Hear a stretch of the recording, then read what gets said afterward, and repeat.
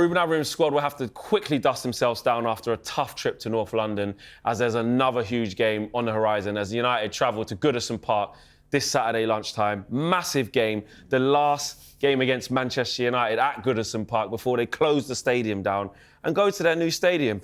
David Moyes has been absolutely smashing it. They're scoring goals. They haven't lost since he's got there.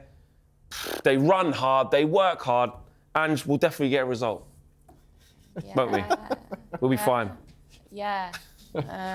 No, it's just written, isn't it? It is. David Moyes, and you can see it happening. You can literally see it. I was lucky enough to be in Merseyside last Wednesday for the final Merseyside derby at Everton at Goodison Park. Spoke to a lot of Everton fans actually, and getting that feel for, you know, how much this season means of these games at this stadium, how iconic this stadium is. And I think you're going to have a perfect storm of that. David Moyes wanting to get one over on Man United. Man United being so poor and unable to score. Everton suddenly have decided that they want to score goals. It just fills me with dread. I mean, Jamie, if you look at the two clubs, are Everton in a better position than Man? I don't mean league table. I mean, they've just got new owners, just got a new manager. There's a bounce, new stadiums just there. All of a sudden, because Evertonians have been in the mud for a while. They have. And they've just wanted this type of feeling. It looks like they're getting it. Meanwhile, look at us. And this is why I hate to mention the R word, but if you go there, United go there and lose, which they may well do, as Ange basically says, and, you know, and the sort of gap to the relegation zone drops from the 12 points it is now. You know, for me, I think once you get to 9, but definitely 6 points above that, you start to think, well, they're dicing with it. And once that happened, that's a whole other thing that hasn't been factored into. Exactly, it hasn't been factored into all the issues we're talking about on and off the. You know what I'm trying to say? I don't want to be doom and gloom. My son is a United fan, as I always like to say, because I don't want to come across as anti-United. But I'm just, you know, I'm looking at this game. That crowd is a proper football crowd, as it should be. Do you know what I mean? I've been there enough times, you know, to know what, you know, they love football, the rest of it. So, I think you said earlier, a draw would be amazing. I mean, you know, it would be amazing.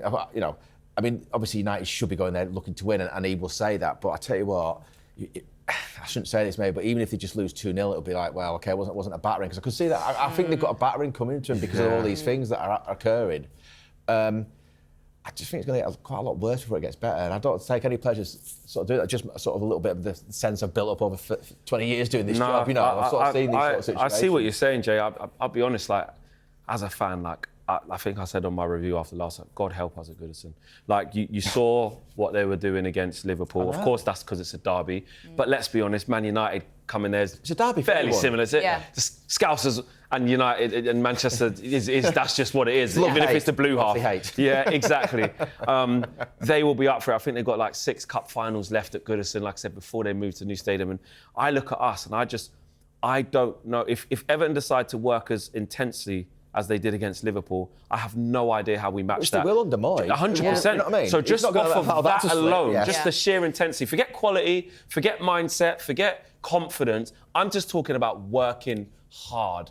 I don't know how we match that. Well, beating Manchester United, actually, for David Moyes, he's beaten us in his last 2 home games of West Ham, a 1 and 2-0 respectively. And those games are really poor. I think David De Gea threw one in the net once, and then the one this year, Kobbie Mainoo gave the ball away for the second, and then something happened for the first. Someone dinked it over, Paqueta dinked it over Bowen, easy goal, because I was at both of those games. So we don't travel well to them, but he also beat Manchester United when he was at Everton in his last time he played them, which was in 2012, with a 1-0 win at Goodison Park as well. So any goal, I think. Yes, he's probably. Then he went on to buy him. So he will be relishing this, and I think actually for David Moyes, it's less, because of the type of man he is, it's less about, I can really get one over. And I just think he's so ingrained in doing really well at Everton now and stabilising them, and they're on such a good run. I mean, even against Palace as well. Like, Palace had the chances to win that game, really. Everton probably lucky to get a win, but there's a resiliency about them. Look at Beto. Beto was laughed at, one of the worst strikers in the league. Now that's Højlund being laughed at as one of the worst strikers in the league. So as you're saying this, I'm thinking, sorry to say this, but why has Amorim not had the similar sort of effect going into United as Moyes has? You know, because I actually made a joke saying that they got rid of sort of Sean Dyche as the sort of son of Moyes, right? And employed the father of dice, Moyes. Yeah. You know what I mean? And it's going to be the same sort of like dirge, but it hasn't been. Shows what I know, which is close to zero. So why can't Amarin do that? You've got to admire Moyes. He's got to talk about resilience. What you just said about his teams. That's because he's like that. He's had to go through the whole mill of the humiliation at United, getting bombed out of there, going to Spain, it not working. So listen, sport is beautiful. We all love it because you never know. And I'm unbelievably optimistic. I'm going to say they're going to win. United. Oh my God. 2-1. Wow. I mean, to be fair, we haven't got to business yet, but that's good to know that your prediction is that. I mean, only Leicester and Southampton have lost more games than Man United. This year. And I think Spurs, our producers in there saying that Spurs could be up there as well. I think they've lost quite a lot. I think they might have lost more than United. But anyway, it's since December the 4th, that is, sorry. But okay. So that makes sense. So it's really bad form, relegation form, obviously. From the team, man, what more can Ruben do in terms of personnel selection? I mean, how important could someone like Casemiro be, considering he's been surplus? Oh, he's decided he's staying now. And he said, I'm not going anywhere. He's Wolf of trading Wall Street, I'm not himself to leaving. Carrington. Yeah. He's like, I've got a good life. I'm getting paid X amount of money. Also said he's played his best football here, mate. His first season here, mate. That's his best version of Casemiro. You know what? Which was a good season. I'm almost not even mad at him. I get it. It's like, stay there, collect your check. Your family's happy. Good for you.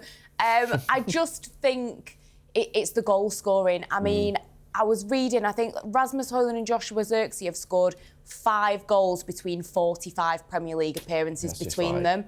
That is not good enough. Even someone like Alejandro Garnacho, and I know Ryan's going to be like not happy with me when I say this, but he's the worst finisher of what Opta defines as big chances in the Premier League this season. So his conversion rate's not the worst. Not good. Calvert-Lewin is slightly better. Gradual is better. He doesn't even play in that position. When you look at his XG, it's the second worst XG conversion behind Calvert-Lewin. So he's not. Why we're in this position. We're having to rely on that player. 3 Premier League goals off an XG of 7.47 for Garnacho. The decision making, there's a lot of things that he does well. And I understand why people were worried about us losing him, especially now that we've got injuries. But when you've got 3 players there, 3 young players that are just nowhere near it, they're miles off it. And Garnacho, for me, really has to step up to the plate in this game, because how many games have we seen where his final ball, the decision-making is abysmal? Well, we've seen that from... There's been games where Garnacho's come off the bench and really changed the game. Yes. And I feel like... He's got it in his locker. But I also feel like that's what he should be for Man United.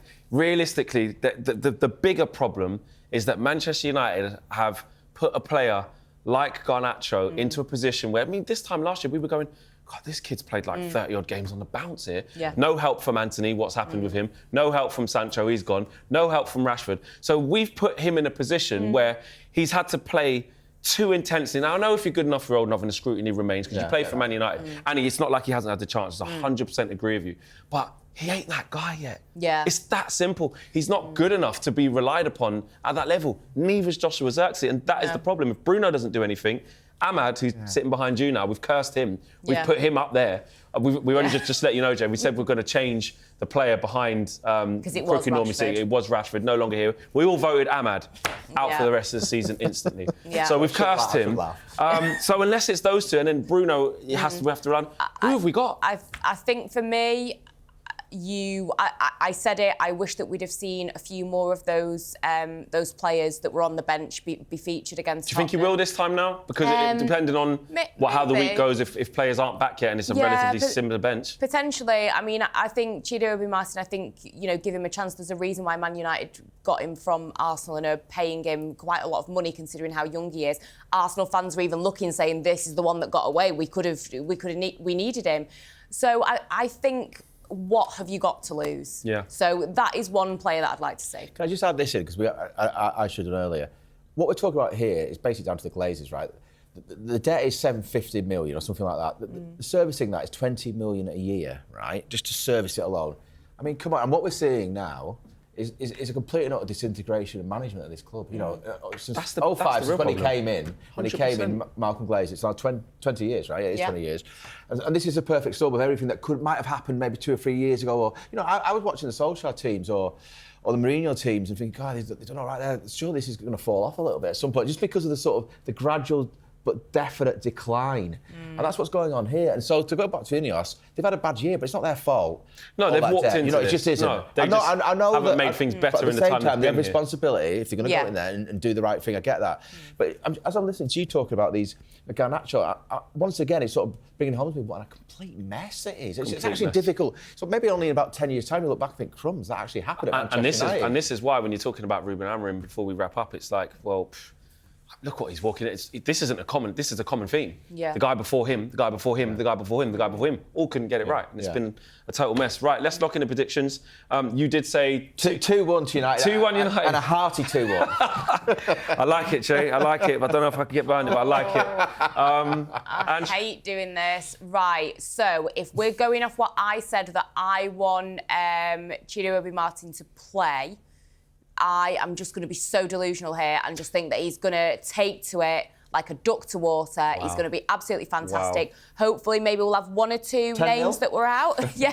Well, he's those are the kind of scorelines that he's used to. So maybe 10-0 that Everton will score. And But I'm going to go.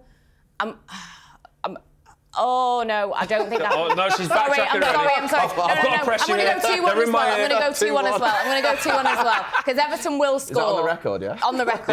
Yeah. You don't keep clean sheets. People laughed at me when I said we'd beat Arsenal on penalties, and we did. Yeah, So there you go. I'm going with it. Okay, unfortunately, I'm doing my pure realist, like how I really feel. Not trying to do, but maybe I can't see how we win this game. I thought you were a fan. Yeah, I am. He does, I'm just being losses. like, I do. Yeah, I predict losses all the time if I generally, because I'm done with that. I used to do that all the time of like, but I feel like, but you know what? I'll go with it. No, like we have to live in what this really is. Yeah. And I just think we'll get outrun. I think we'll get outfought, and I just think we'll be wasteful. I hope I'm wrong. I hope I'm coming in next Tuesday going, wow, couldn't see that coming, but I'm going with 2-0 United loss. I really do hope I'm wrong.